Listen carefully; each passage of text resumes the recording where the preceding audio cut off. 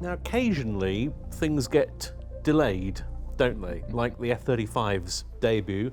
And another one was the MV-22 Osprey from the US Marine Corps, which had been supposed to come in 2000 to Cottesmore, but ended up, due to various issues they'd had with the aircraft, being delayed until '06, but it made a hell of an impression.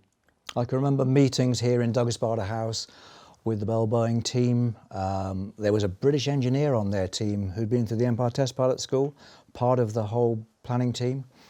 And we were so close to it in those early years for Cottesmore, but things didn't quite go right. The risk assessments weren't quite right. They had a few issues.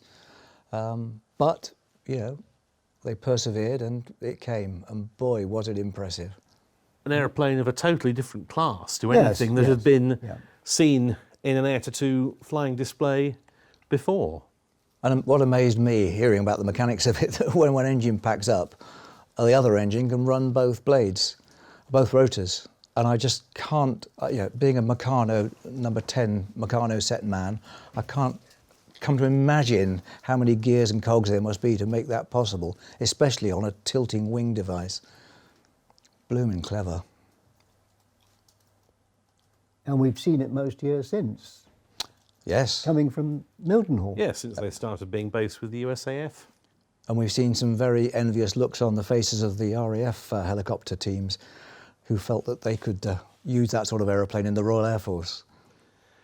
Because this was around the time that its capabilities were really becoming apparent in conflict zones, wasn't it? Yes. With the extra performance that it affords over a conventional helicopter in places like Afghanistan, for example. Yes. Yes.